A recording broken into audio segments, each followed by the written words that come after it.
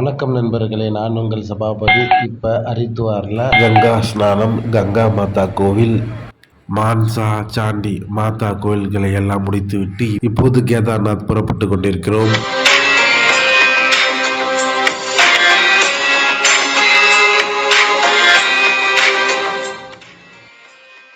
நம்ம ஹரித்வாரில் மான்சா சாண்டி தேவி கோவில், அதுக்கப்புறம் கங்கையில் ஸ்நானம் பண்ணிவிட்டு கங்கா ஆரத்தி பார்த்துட்டு அன்னைக்கு இரவு ஹரித்வார்லேயே தங்கிட்டு மறுநாள் காலையில் நம்ம ரயில்வே ஸ்டேஷன் எதிர்க்கவே பஸ் ஸ்டாண்டு இருக்குது. அந்த பஸ் ஸ்டாண்டில் போனீங்கன்னா நேராக கேதார்நாத்தோ இல்லை பத்ரிநாத்துக்கோ பஸ்ஸு கிடைக்காது. அதனால் அந்த பஸ் ஸ்டாண்டு எதிர்க்க கவர்மெண்ட் இல்லாத தனியார் ப்ரைவேட்டில் இந்த மாதிரி சின்ன சின்ன வேன் வச்சுருப்பாங்க, சின்ன பஸ், மினி பஸ் வச்சுருப்பாங்க. நீங்கள் அதில் ஏறிக்கலாம்.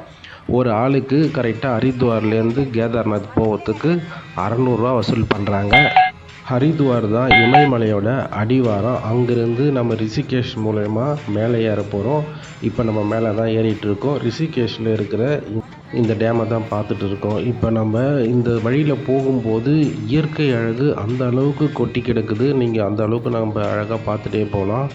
மலைகள், கங்கை ஆறு ஓடி வர்றது, இதெல்லாம் பார்க்கக்குள்ள உங்களுக்கே வியப்பாக இருக்கும்.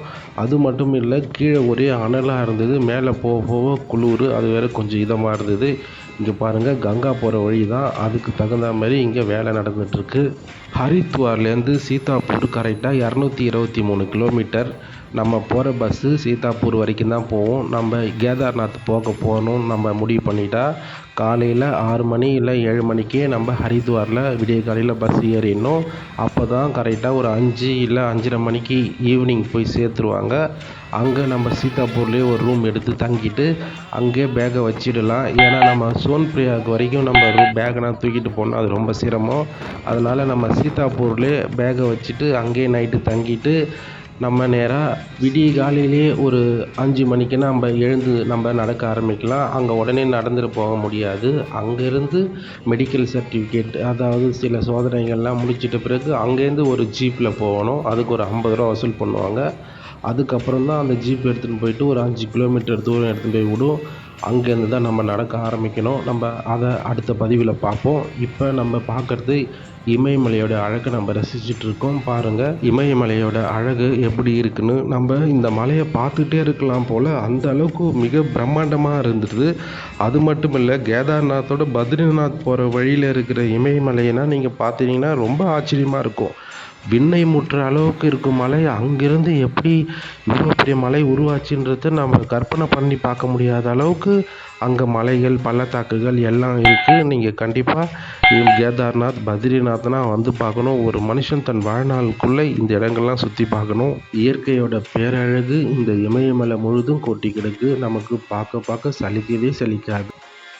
வணக்கம் நண்பர்களே, நான் உங்கள் சிவாபதி. இப்போ நம்ம ஹரித்வார் பயணத்தை முடிச்சுட்டு கேதார்நாத் இமயமலை பயணத்துக்கு போயிட்டுருக்கோம்.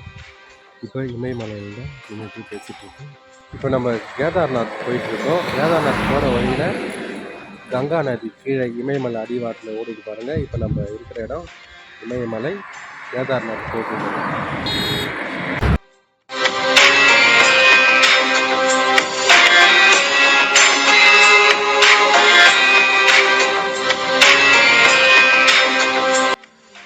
நம்ம போகிற ரோட்டில் சில இடங்கள்ல நம்ம நின்று பார்த்திங்கன்னா நம்ம தலையே சுற்றும். அந்த அளவுக்கு மிகப்பெரிய பள்ளம், அதாவது கிட்டத்தட்ட 1000 அடி 5000 அடி சொல்லுவாங்கள்ல, அவ்வளோ பெரிய பள்ளங்கள்லாம் இருக்குது. மிகவும் சிக்கலான ரோடுனா இங்கே இருக்குது. அதாவது ஒரு வண்டி போனால் இன்னொரு வண்டி போக முடியாது, அந்த அளவுக்கு மிகவும் கடினமான ரோடு. அப்படி நீங்கள் ஏதாவது வேகமாக முண்டி அடிச்சுன்னு போகணும்னு நினச்சோன்னா நம்ம 5000 பள்ளத்தில் தான் விழணும். அந்த அளவுக்கு மிகவும் சிக்கலான ரோடு. எவ்வளோ முடியுமோ அந்த அளவுக்கு இங்கே பாதுகாப்பாக இருந்தால் தான் பகவானை போய் தரிசனம் பண்ணிகிட்டே வர முடியும். அந்த அளவுக்கு மிகவும் கடுமையான பள்ளத்தாக்கு உடைய ரோடு. அது மட்டும் இல்லை, மண் சரிவு அடிக்கடி ஏற்படுற இடமும் இந்த இமயமலை தான். அதனால் மிக கவனமாக ஒரு வண்டியாக ஊர்ந்து செல்லும். இங்கே பாருங்கள் எவ்வளோ பெரிய பள்ளம்னு சொல்லிட்டு. இந்த பள்ளம் கிட்டத்தட்ட 5000 அடிக்கு மேலேயே இருக்கும். அவ்வளோ பெரிய ஆழம் இந்த பள்ளம்.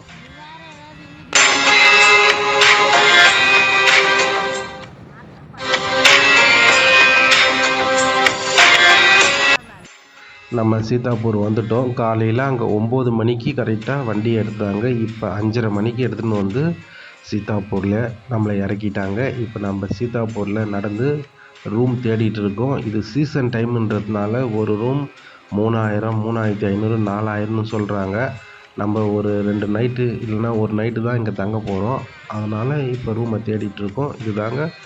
இதுதாங்க சீதாப்பூர் பஸ் ஸ்டாண்டு. இப்போ பார்க்குறோம்ல, இதுதான் நிறைய கார் பஸ் நிற்கிது பாருங்கள். இங்கேருந்து தான் நம்ம சோன்பிரியாவுக்கு ஜீப்பில் புறப்படணும்.